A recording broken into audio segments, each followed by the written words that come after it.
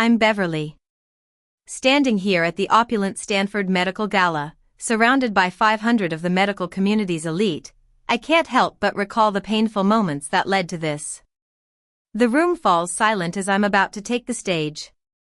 My stepmother, Amelia, is here, along with my brother, Ethan. For the first time, they're about to understand why I never fought back against their constant dismissal. Just a few days ago, I was in the pediatric ICU at Stanford, where I've been working the night shift for 12 years. I was adjusting a ventilator for a 5-year-old boy named Jake, who was suffering from a severe congenital heart condition. His mother finally went home to rest after I promised to stay with him. The monitors beeped rhythmically, and I was documenting every detail on my tablet, just like any other night. Then, my phone buzzed. I knew it was Amelia even before I looked. Good news doesn't come at 3:30 a.m. The message read, "Beverly, dear, Ethan's engagement party is going to be an intimate affair. Just close family. You understand, right? We want to keep it elegant. Hope work is going well. Zuxo, Amelia." Below it was a screenshot from her Instagram story. A grand ballroom filled with 400 elegantly arranged chairs, crystal chandeliers glistening, and a backdrop with Ethan's future-in-law's family name, Harris, in gold script. I zoomed in and saw the seating chart on an easel. My name was nowhere to be found. I've always been the invisible one in this family. My father, Dr. Henry Thompson, was a renowned cardiologist at Stanford. He dedicated 40 years to this hospital. I remember the day I lost a patient, a little girl with a rare genetic disorder. I was in his office, crying in despair. He put his hand on my shoulder and said, "Beverly, I'm so proud of you, not because you're smart, but because you care. You're a real healer, touching patients every day. That's what medicine is truly about." I still keep one of his old business cards in my phone case, with his handwriting on the back that says, "My daughter, the healer." But my stepmother Amelia never saw it that way. She's always been more concerned with social status and appearances. In the past 20 years, I've been constantly excluded from family events. 6 months ago, on Thanksgiving, I baked a cherry pie myself and arrived at their mansion on time. Amelia opened the door in a designer silk dress that probably cost more than my monthly rent. "Oh, Beverly, you came. We just finished setting the table. We need the extra seat for Lily, Ethan's girlfriend. You don't mind eating in the kitchen, do you?" I sat alone in the kitchen for 2 hours, listening to the laughter and chatter from the dining room. When I left, Amelia was already posting family photos on social media, with everyone but me in the frame. On Christmas Eve, Amelia texted the family group chat that we should all be there at 5 p.m. In matching red outfits. I switched shifts with a colleague to make it on time and bought a red dress. When I arrived, the photographer was packing up. Amelia opened the door with a feigned look of surprise. "Oh, sweetie, we thought you were working. We already took the photos." I knew she was lying, but I said nothing. Then, there was Easter brunch. Amelia invited her high society friends to a fancy restaurant. A woman in a diamond-encrusted suit asked, "Amelia, is this your whole family?" Amelia beamed and said, "Yes, this is Ethan. He just got accepted to Harvard Medical School, following his father's footsteps." The woman then turned to me and asked, "And you, dear?" Amelia waved her hand dismissively and said, "That's Beverly, Ethan's half-sister. She works at Stanford, too." The woman asked, "Are you in medical school as well?" Amelia replied before I could, "She's just a nurse." The woman's polite smile faded, and she turned her attention back to Ethan. But there were secrets Amelia knew nothing about. A few months ago, while I was grocery shopping, my phone rang. It was Mr. Lawrence, an attorney from Preston and Associates. Ms. Thompson, this is Mr. Lawrence. We need to discuss the distribution timeline of your father's trust. Your father's will states that the scholarship announcement should be made within 18 to 24 months after his passing, and we're approaching that window. I was stunned. At home, I found a manila folder under a stack of books in my bedroom. Inside were my father's will, a sealed letter marked open after the announcement, and a business card that read Beverly Thompson, RN, BSN, trustee of the Thompson Medical Legacy Trust. The trust had a balance of $19. $2 million. Ethan, who was in his first year at Harvard Medical School, had a GPA of 2.8 and only completed 40 hours of volunteer work out of the required 200. The will stated that Ethan was eligible for tuition support of $320,000, $80,000 per year for 4 years, but only if he maintained a GPA of 3.5, completed 200 hours of patient-facing volunteer work annually, demonstrated ethical conduct, and received semester-by-semester approval from me. If he failed to meet these conditions, the funds would be transferred to the Nursing to Medicine Scholarship Fund. A few weeks ago, Ethan called me late at night, his voice slurred. "Beverly, I don't know if I want to be a doctor anymore. I'm only doing this because Mom wants me to. I don't know what I really want." I said, "Have you told Amelia?" He laughed bitterly. "Are you joking? She'd kill me. She said Dad left money for both of us and that I don't have to worry about tuition." "You got your share, right?" I said carefully, "I did." "Get some rest, Ethan." After hanging up, I realized that neither Ethan nor Amelia knew that for 18 months, Mr. Lawrence had been reporting to me. Then, I received 2 important emails. One was from Stanford Alumni Relations, notifying me that I'd been nominated for the 2024 Stanford Nurse of the Year Award. The gala to announce this would be on the same night as Ethan's engagement party. The other email was from Mr. Lawrence. It stated that according to my father's will, the Thompson Medical Legacy Trust had to be publicly announced at a medical community event. The Stanford Gala was the ideal occasion. The announcement would include details of the $12 million scholarship fund, my role as trustee, the trust structure, and a video tribute featuring my father's words. I called the gala committee to RSVP.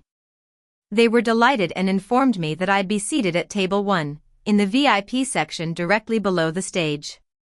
They also asked if I'd be comfortable giving a short speech, and I agreed. On the day of the announcements, I went to Mr. Lawrence's office. He showed me Ethan's academic and volunteer records.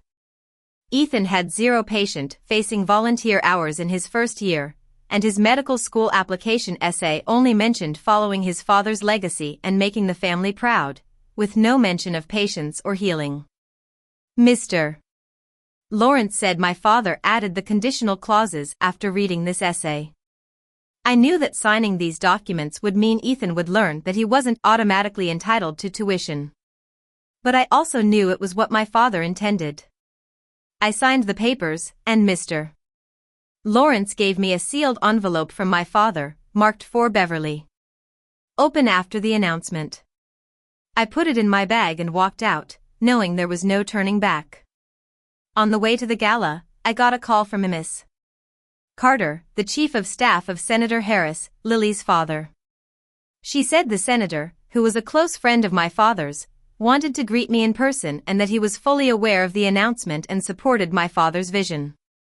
At the gala, as I stepped onto the red carpet, the photographer's flashes blinded me. I was led to the ballroom. There, I was greeted by Dr. Anderson, the dean of the nursing school. She hugged me and said, "Your father always talked about you in faculty meetings. He said you were the real doctor, always there for the patients." As the event started, we first watched a video tribute to my father. It showed his surgeries, his teachings, and his interactions with patients. Then, there was an interview clip where he said, "People ask me what makes a great doctor. It's not the grades or the school. It's being there for patients in their toughest moments. My daughter Beverly, a nurse, does this every day. She's more of a doctor than most MDs I know." The room erupted in applause, and I couldn't hold back my tears. Next, Mr. Lawrence took the stage. Good evening. Dr. Henry Thompson was my client and friend for many years. Tonight, we are honored to announce the Dr. Henry Thompson Memorial Scholarship Fund, with a total endowment of $12 million over 30 years. This scholarship will support registered nurses pursuing medical degrees, especially those from underserved backgrounds who understand the importance of compassion in medicine. Then, he said, please welcome the founding trustee of the Thompson Medical Legacy Trust and the newly elected member of the Stanford Alumni Advisory Council, Ms. Beverly Thompson. As I walked onto the stage, my legs were shaking, but I took the microphone and said, thank you. My father always said, Beverly, you don't need degrees to heal. You just need to show up. For 12 years, I've shown up for my patients.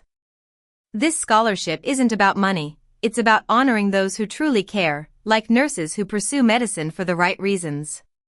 Mr. Lawrence then continued, Dr. Thompson's trust also has provisions for family beneficiaries.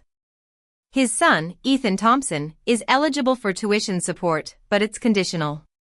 He must maintain a GPA of 3.5, complete 200 hours of patient-facing volunteer work annually, and receive semester-by-semester approval from the trustee, Beverly Thompson. If these conditions are not met, the funds will be transferred to the scholarship endowment.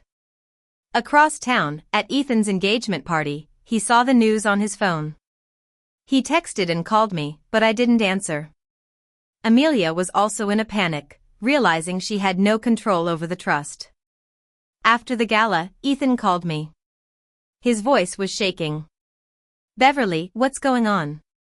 Mom is freaking out. Why didn't you tell me? And why did you do this today? I said calmly, Ethan, you need to face the truth. Dad left the trust to me, and you're eligible, but with conditions. This has been planned for 18 months. Dad wanted you to choose medicine for the right reasons, not because of Mom's pressure. He was silent for a long time. The next day, Ethan came to my place. He looked exhausted. I gave him a copy of the will. After reading it, he said, I don't even know if I want to be a doctor anymore. I wrote that essay because Mom forced me to. What am I going to do? I sat beside him and said, you need to decide for yourself. If it's for Mom, you won't succeed. Dad knew that. A few days later, I received an email from Amelia. Through her lawyer, she wrote that she was wrong. She had been projecting her insecurities onto Ethan and forcing him into medicine to prove her worth in the family. She was withdrawing from the wedding planning and enrolling in therapy. She hoped to talk to me in person someday.